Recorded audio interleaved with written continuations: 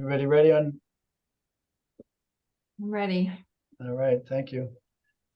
So the notification that this meeting is being held with Zoom under the laws signed originally by Governor Baker in July of 2022, granting authority for such virtual meetings and extended by Governor Healy through March 31, 2025. These are being recorded by MCB and they're made available for the public. And welcome everyone, welcome guests, public, MCB members, and SAB. So there we are. And this is the first 12 o'clock meeting, and we'll see how it looks. So far the same. We'll see how it goes for public attending, if it's better or not, but we'll see how it goes. The first agenda item is for the board members to accept the minutes of the meeting from October 3rd, 2023, unless there's questions or edits or comments from any of you. No edits. I make a motion to accept the minutes. I'll second that. All in favor, aye. Aye. Aye. Unanimous. All right, so thank you. Moving on to the commissioner, your report, sir. All right. Good afternoon, Brian, the committee, and the rest of the folks joining in. Things have been settling down, so I'm glad to have that happen. So I'll just start with the earmarks. Things are moving along. We're about ready to release some funds to the vendors. So under the direction of A&F, we're going to send 50% of the earmark now, and then the rest in March. So we will, unless directed otherwise, that's what we're going to do. And the vendors, I've spoken to a couple of the vendors and told them about that, and I will talk to the rest of them later this week, and that should work out for most of them, if not all, but we'll work with that. We have also put out the RFR and have awarded $200,000 for those folks who need training at home and can't get to either MABV or Carroll Center. So that will be, that's in the process of being awarded. The vendor is being notified and should be up and running very soon. Carroll Center has already taken referrals and is processing requests for folks who want training. So they're working on that. I have a meeting with the MABV staff. I think it's next week, just to talk about ideas they might have and what sort of training and other opportunities they're thinking about, and what opportunities I'm thinking about, so that they can utilize the $300,000 that they received. So pretty much that wraps it up for that. On the union positions, that the union is able to get funding for MCB. All three have been posted. Interviews have occurred. Interviews are occurring today on one of them. I think one is getting close to starting, getting an offer and starting the onboarding process.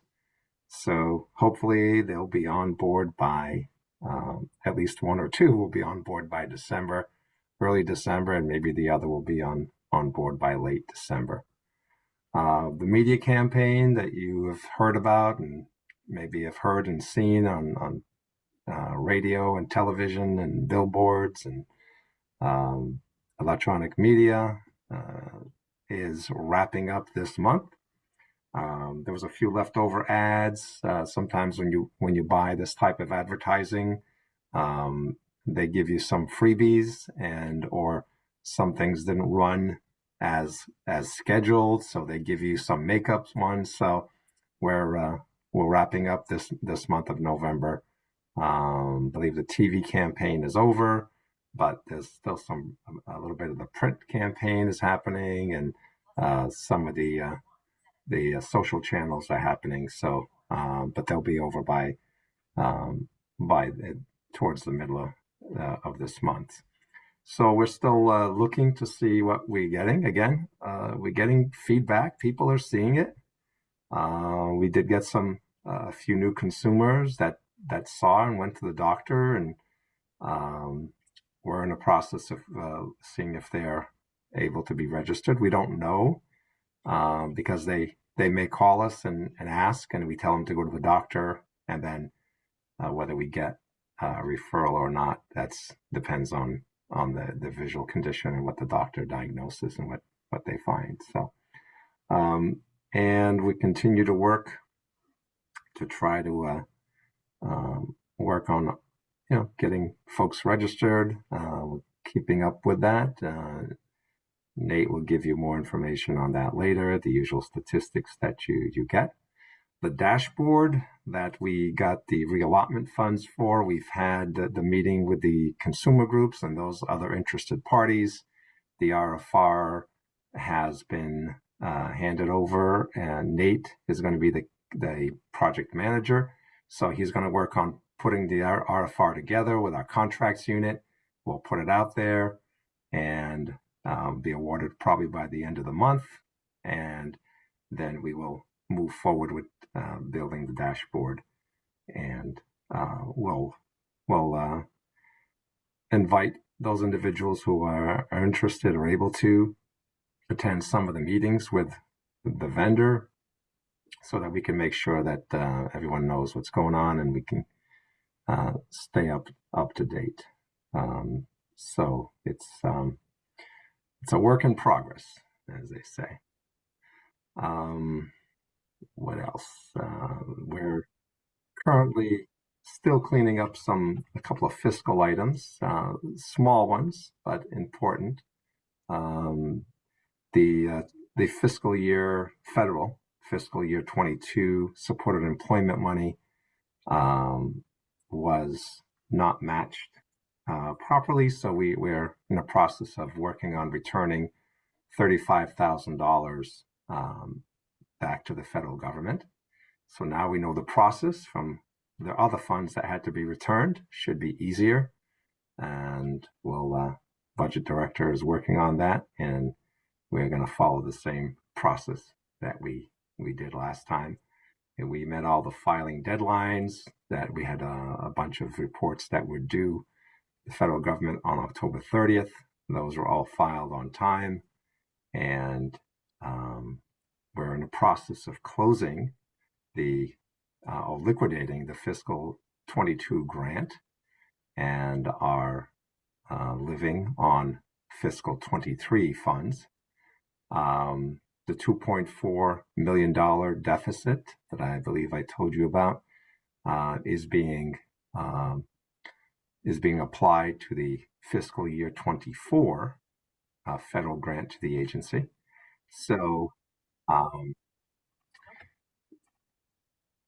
because we have a continuing resolution, none of the federal VR grant has not come through, because they are taking a portion of that off of the grant, and they applied that portion to what we would have gotten in October through November.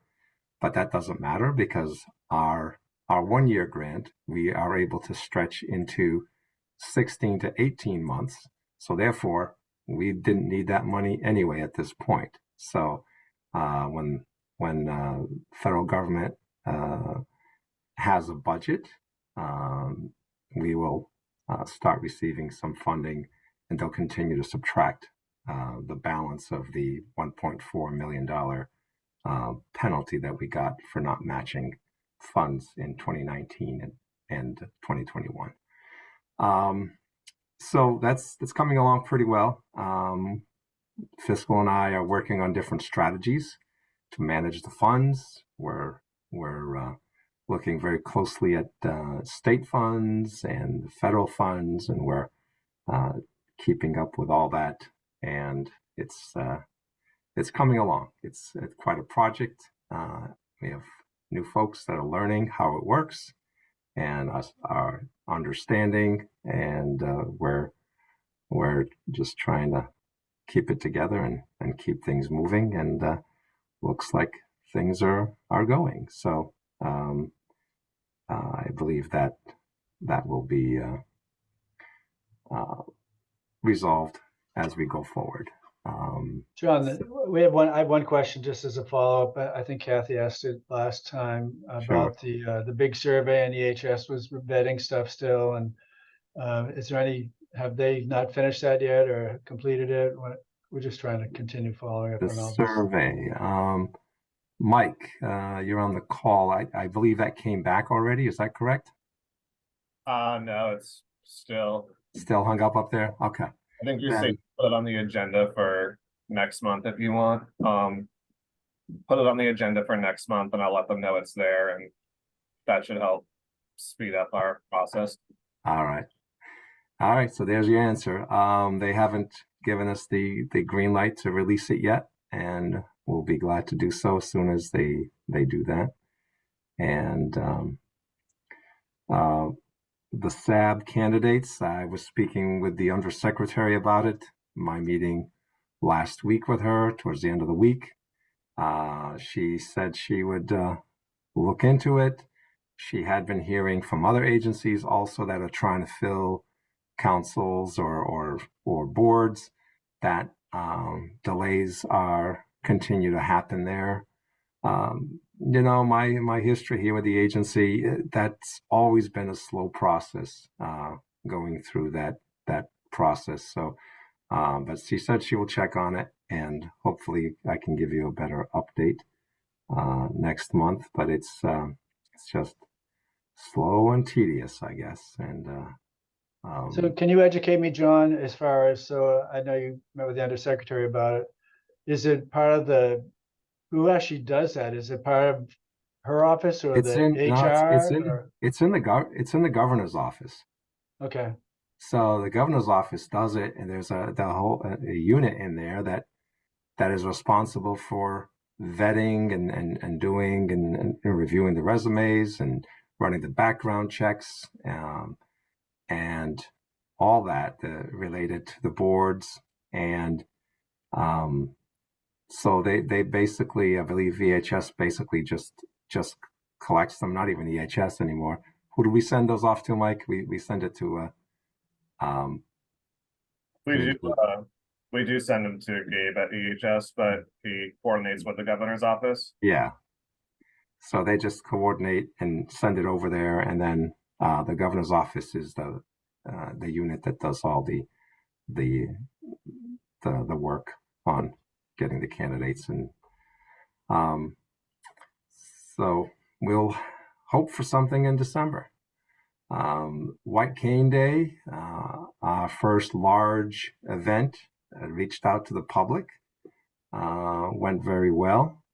I'd like to thank the team, the committee that was involved in putting that together. Ali Bull, our director of mobility, was heading that committee, and Mike Saccone here, our communications director, was very much involved in that and helped coordinate a lot of the activities around it, and was supporting all of the staff and filled in where he was needed and all that. So, but it turned out to be very good. Over 200 people attended.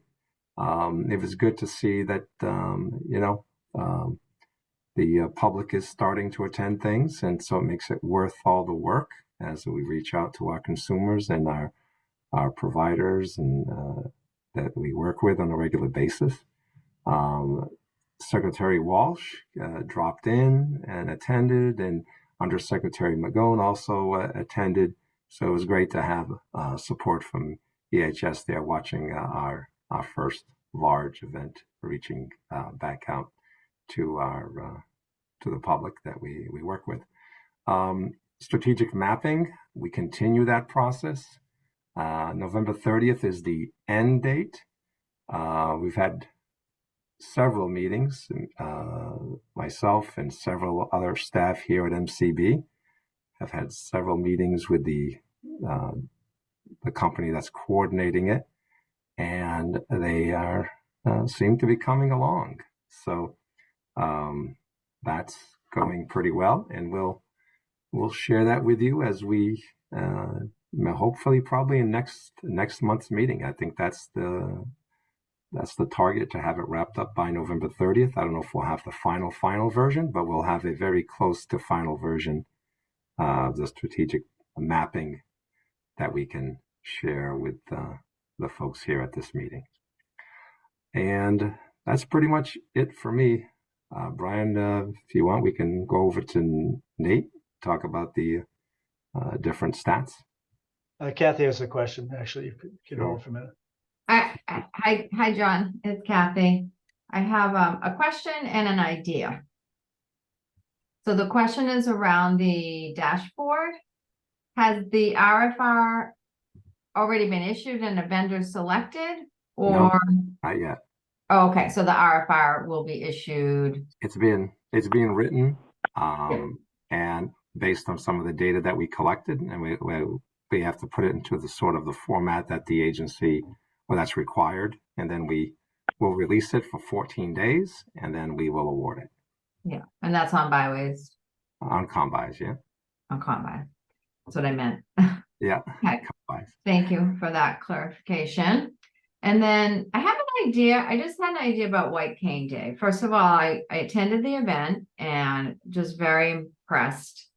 And really, I don't know, it just kind of struck me like it seems simple. You know, the messages around raising awareness around the laws and purpose and all of that about White Cane Awareness Day. But it just really struck me, and my idea or my thought just sitting here is there a way that we can cascade this information out further? For example, two examples. One is, like, I work at, UMass Chan Medical School. It's a pretty large organization. I'm not even sure how many people who work there, but probably like 8,000 maybe. And I think it would be really great if we could get it out through our internal channels, but also our external channels, like our social media. And then, we have other organizations, Blair and Brian, as well as I'm sure some of the community members who come here are attached with organizations either through volunteer and or employment. So my thought is there a way that we can even get the word out broader? The day was great, and I know there was some social media follow-up because I had seen it and commented on it or whatever, but I'm just wondering if we could add another element around developing a strategy to even elevate it further. I can chime in, Kathy, if you want. We did this year for the first time build a promotional toolkit that had we built a dedicated webpage, which was mass.gov/whitecane, which had everything from the history of the white cane to photos and videos and awareness. Yeah, I think I did happen across that. And we did do a promotional toolkit as well, which had graphics available in 7 languages for different social media channels, suggested roadside messaging boards, flyers to download brochures, and we did distribute that to approximately 1,000 stakeholder groups, cities and towns. It went to every municipality. It went to every disability commission and council within the state. We connected with the Massachusetts Office on Disability to do that. But we can always, explore among that group of 1,000 was also about 200 to 300 stakeholders that we have, an email distribution list for, but we can always continue to develop that and promote it further.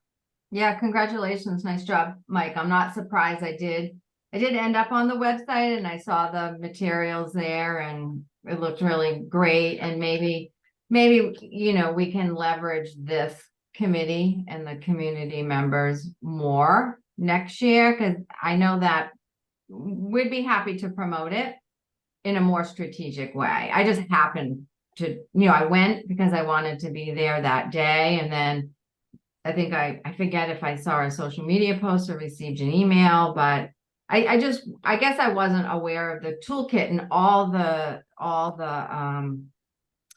collateral material and These guys are efforts working behind hard. it. Kathy. That What's committee, that? these guys are working very hard to. Oh, pull I know. that. Oh, I don't question that. I'm just saying that I'd be happy to support more.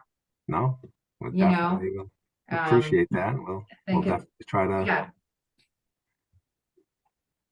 Hi, everybody. It's Blair. And Kathy, thank you so much for your comments there. I just want to say congratulations, John, and to MCB in general. That was a great day for MCB. I thoroughly enjoyed the presentation. I enjoyed being there. The support that you had from governmental officials actually presenting at the event was amazing. And then when we got into the keynote speaker and the awards, it became powerful. I was just really pleased that there was so much engagement from the visually impaired community wanting to ask questions, to share their own experiences. They were encouraged to share their own thoughts about their fears, about what's happening to them, and their fears about using the cane for the first time. It wasn't something I had expected, turning into such a powerful event. And along Kathy's ideas, I was wondering if we could duplicate that type of in-person experience in populations around the Commonwealth that have the largest group of visually impaired individuals or clients of MCB. And kudos to you, John. I agree with that. You got the loudest ovation of any commissioner. That was noted there by the senators. It was a great event. The only complaint, and it's a small one, but I think it's an important one, is MCB did a great job having greeters all around the block. So as soon as a visually impaired person got anywhere near the State House, there was somebody there to help them to the State House. But once we got there, I don't think the security team was prepared at all for having such a large number of white cane users and guide dogs going through security. And we were all in the same line as regular people going to the State House for business. No, one of the entrances was closed that day. Yeah. So it really made it tough.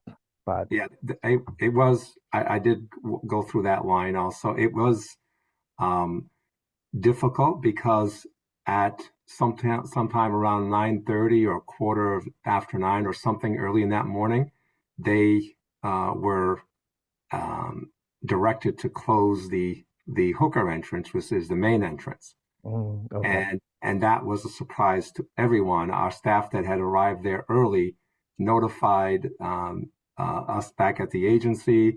We started, that's when we had deployed staff that were going up there onto the sidewalk to divert people from going to the hooker entrance and going around to the other one. Usually, both of those entrances would have been open and it would have been a lot easier, but we were all forced to use one entrance. So the public and all our people coming, it turned into a longer line.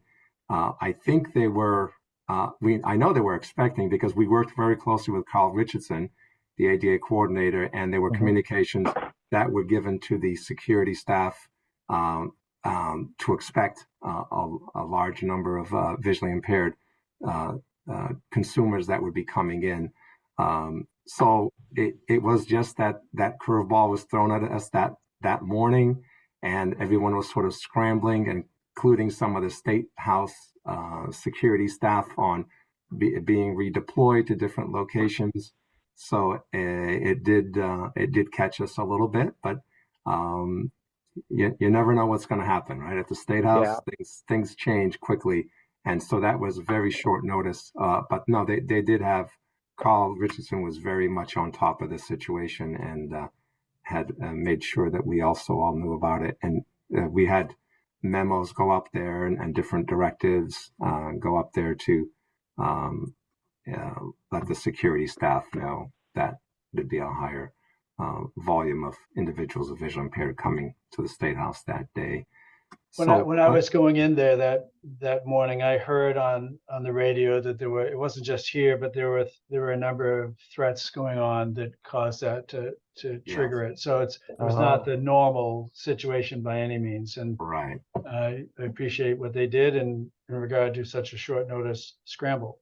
Yeah. So anyway, And I do want to just stress and reiterate, it was only a curveball, John. As soon as everybody got through the security area, MCB volunteers were there. Yeah, we had It was staff just a deployed all through great elevators, experience. hallways at different Yeah. points to direct you if you needed that, or give you verbal directions to just keep you going in the right direction. It really didn't take away from the event at all. And I just Yeah. wanted to congratulate everybody for such a positive experience for the Mhm. community. This All is right. Kathy again. It was a very positive event, and I just want to share that we were sitting next to a table that had like a young family, and there was a young boy there who used the white cane. And at one point he turned to his mom and said, "Mom, this is the best day ever. Can we stay till the very end?" So That's what you that was want. awesome. No, it was great having seniors there, having young folks there, having middle-aged folks. It was a good cross section of the community, visually impaired, and those that are using canes, and those that are legally blind and use dogs and or other devices. But it was a great gathering of the community. Certainly. Yep. It was very good. All right. Well, thank you. So we want to go on to program updates. Nate, do you have any specific things you'd like to go through? Hello, everybody. I can bring up not a lot of to talk about from last month to this month. Not many changes at all, but I'll cruise through it pretty quickly here. I'm going to share my screen.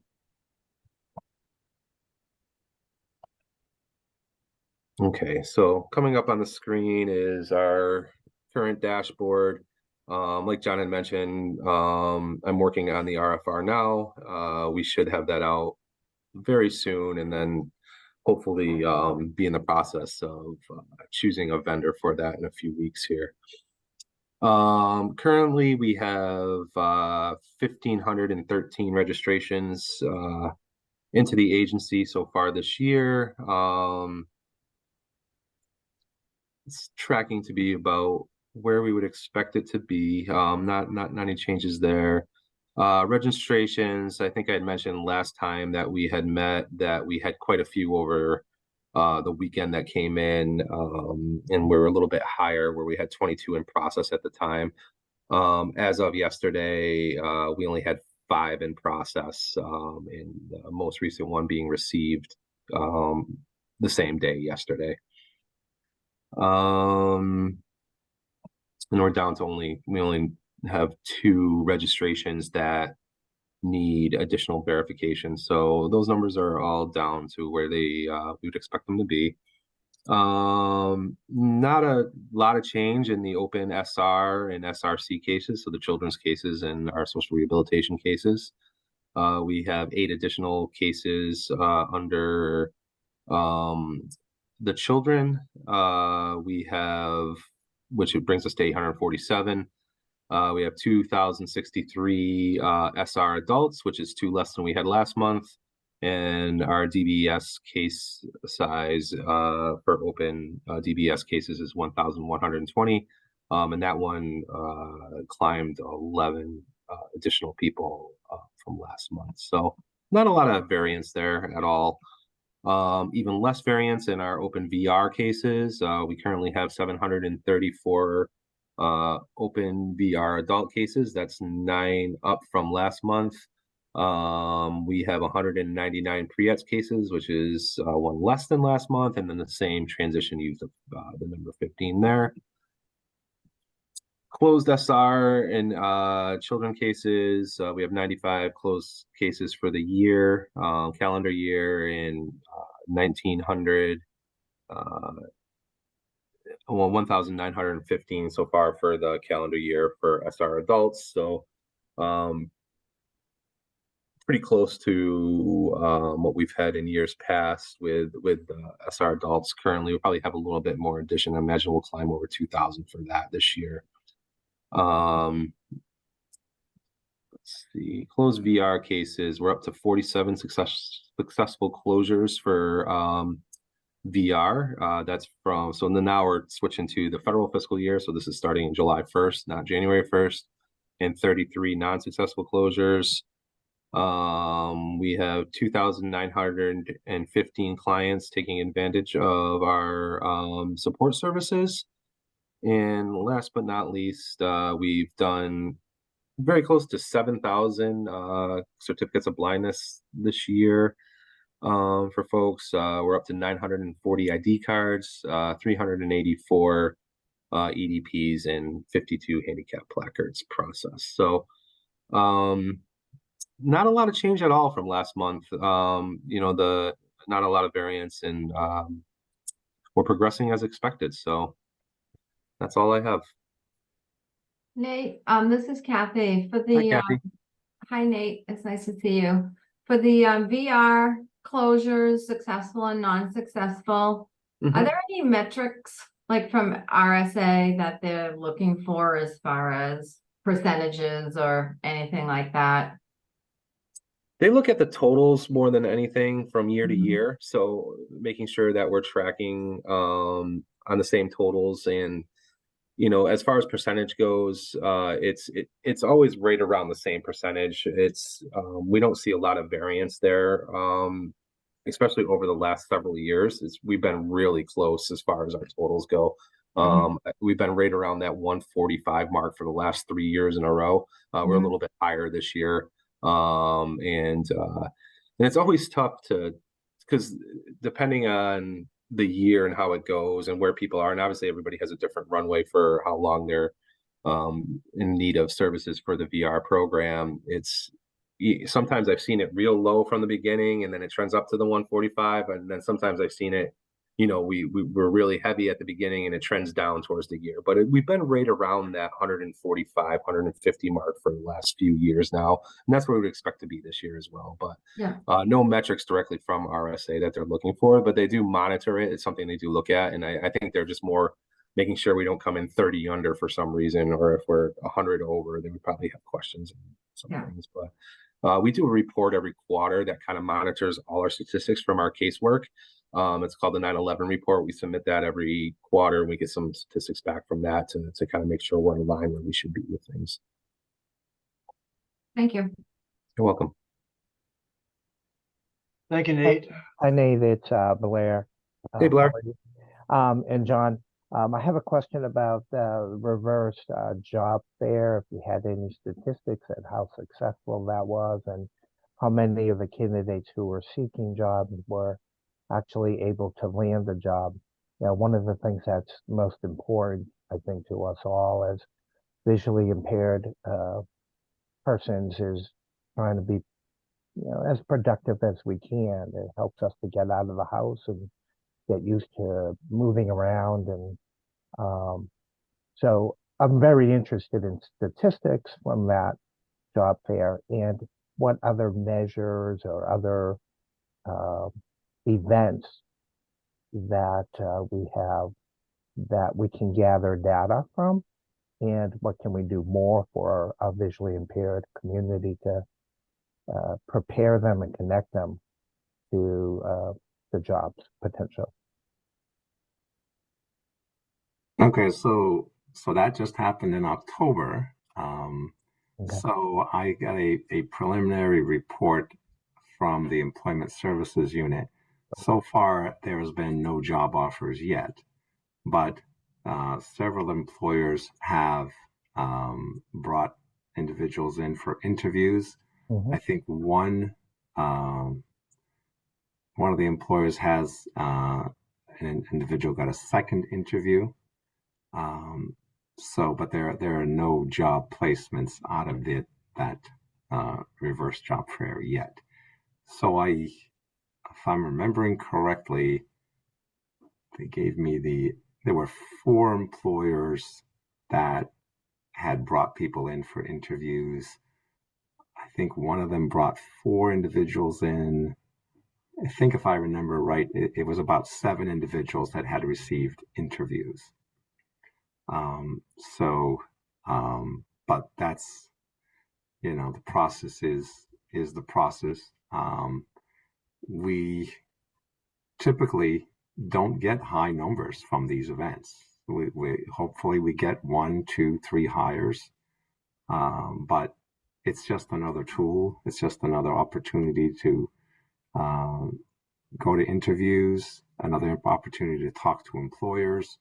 Maybe it happens now. Maybe it's for the future that they get used to coming back to this type of job fair, get used to interviewing or knowing our staff better, and then reaching out when they have other opportunities available. So it's an ongoing, very, in some cases, very slow, other cases a little faster than others. But job fairs in general and for the disability community is a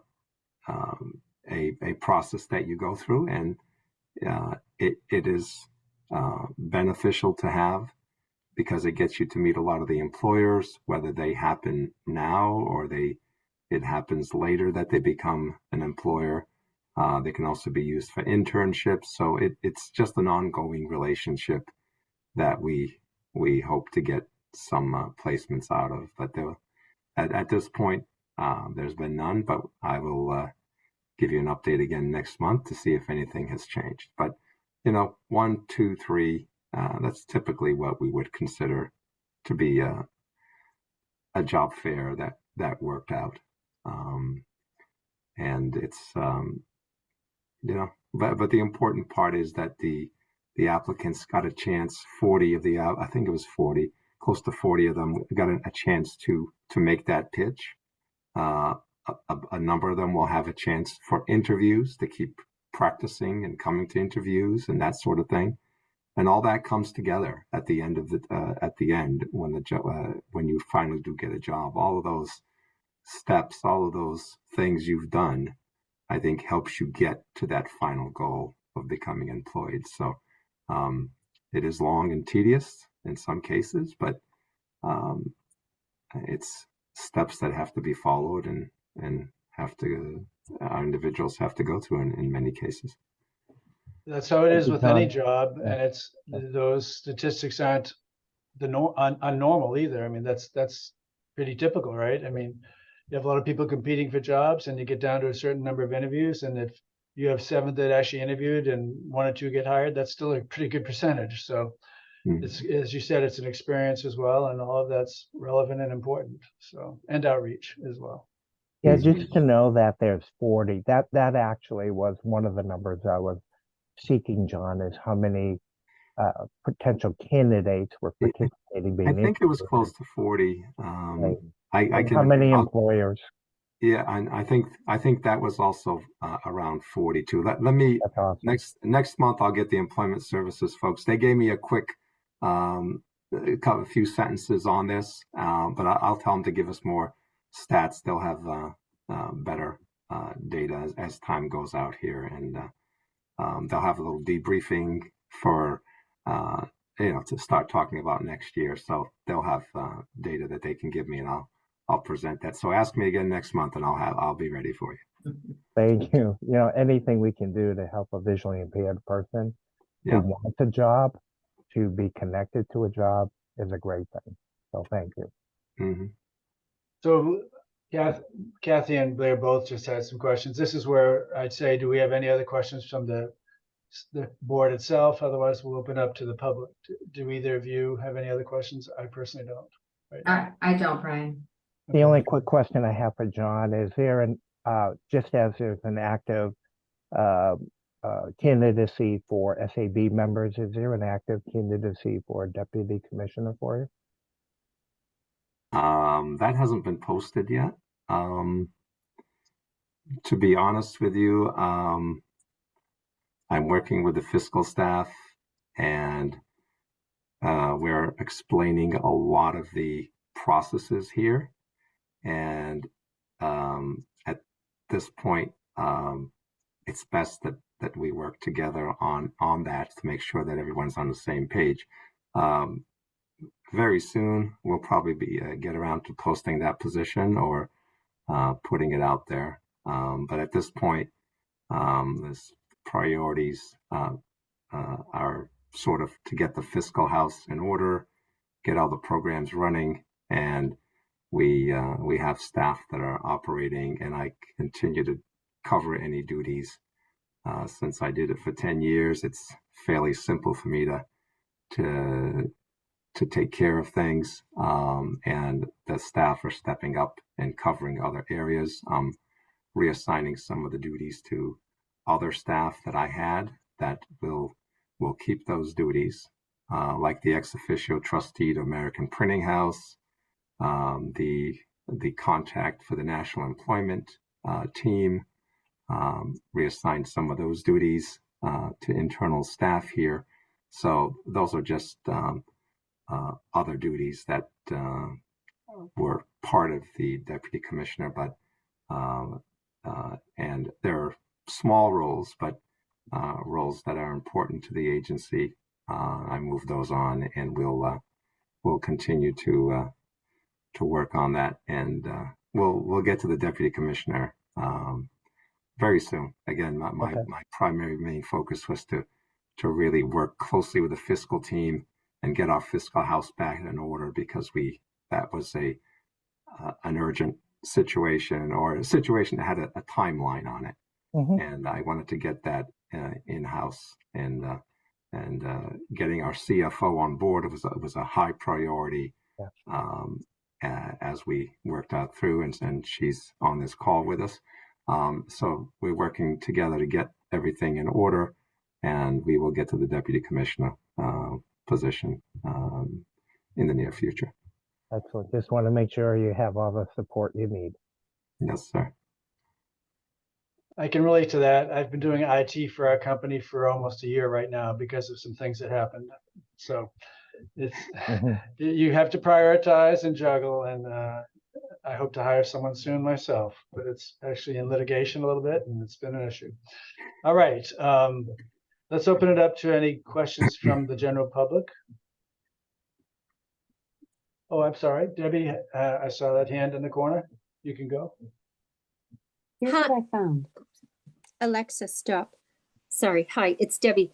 First of all, I just want to say too that I went to the White Cane Day, and it was totally amazing. I had no idea what to expect, but I was absolutely really like blown away by the event and the effect that it had on me personally. And I just would have loved to have seen like some more people there that I know, but I met a lot of people, and it was wonderful. And I'm looking forward to the next event. And then just to also add into what I'm not sure the name of the lady who said about like promoting or these events or getting more events or that stuff. I know that there's like maybe a grassroots level at spreading the word or getting these things out, and the RAC, the regional advisory councils that are around. I know the one I'm involved in has a branch that's trying to reach out and spread words into the community and get people aware. And even I'm personally just doing a little event at a little town fair to promote MCB, blind agencies, just to bring that awareness at a very small level in a very small town. And it might take more efforts at that level, but of course, with the support of, all the big people, that's then just finally, and I don't, it's just a comment, I guess. I don't want to make the question, but I'm very taken back at the beginning of the meeting and what's come to light in the last few meetings at what must have happened at the agency a few years ago, and what John and the agency is dealing with now, with what appears to me as gross financial negligence. I am not involved with any of this. I don't come with any expertise or knowledge, but when I hear about fines in the millions of dollars or money that wasn't spent. It just sounds to me like somebody wasn't doing their job, or that there was just mismanagement of a lot of money, taxpayer money that should have been used for the people who needed it. And I'm just curious as to if any of this, if there's any repercussions for what has happened, not in the light of, oh, let's, go after those people who did these things, but in the light of like that this doesn't happen again. I mean, maybe I don't understand the situation, but when I hear this, I'm just a little bit gobsmacked by this. And on another light, a lot of this was brought to the attention of the administration and the governor at the time, and to the financial agencies that are in our government. And nothing happened until a big change happened, and you guys are now sorting out this mess. So I just find it concerning, as like with the child, if they don't get punished for doing the wrong thing, then maybe they do the wrong thing again. But anyways, I guess it's Well, just Debbie, you just said a lot. I'm going to cut you off because it's Stop. important, Okay. but I want to give equal time for other people to participate, and I'm sure John wants to make a quick answer, or maybe the new CFO. I don't think it's fair. This is a whole new group and a whole new regime, whole new governor. And I don't think we can answer that. It's a very good, I understand, Debbie, your issues and questions. I don't want to sound deflective in any way, but I think that's a long conversation to really get into. And I want to make sure other people have a chance to make comments too at this point. But John, if you would like to respond to that, obviously you're welcome to. I'm not trying to control this. No, sure. So in managing federal grants, or when you receive a federal grant, and I'm going to describe this in general, and I'm going to keep this very, very general and just explain the process more than anything else. The state has to match that grant with a portion of funding. So it's important that you pay very close attention to that. And so my team here and I are very, very focused on that. And that is where if you don't follow the appropriate matching protocols, you end up having to either return funding, or you, in RSA's case, they assign a maintenance of effort deficit, they call it. They used to call it penalty, but they're trying to be kinder to the agency. So they call it a maintenance of effort. So therefore we're just very careful with that now. And it is rather tricky. If you don't pay attention to it and you're not aware of it, you can slip up. We're not the only agency in the country that's received the maintenance of effort deficit. It's just it can happen if things aren't managed appropriately. So we're very diligent about doing that. We're on top of it. Since it came to light, we want to look forward. We want to go forward and make our best effort to just straighten things out. The reason I'm telling you about it is that these things have to be done. I'm not trying to expose anything. I'm just trying to explain that we're simply following directives and returning funding that wasn't matched appropriately or wasn't used appropriately. And now when I say appropriately, I'm talking about you're charging 1 year, the expense to 1 year to a grant from a different year that should have been charged to the grant from the current year. That there's no impropriety that was done. There was no missing money. The money is all accounted for. The funding is here. It's just a matter of matching, moving money around, and just staying on top of things.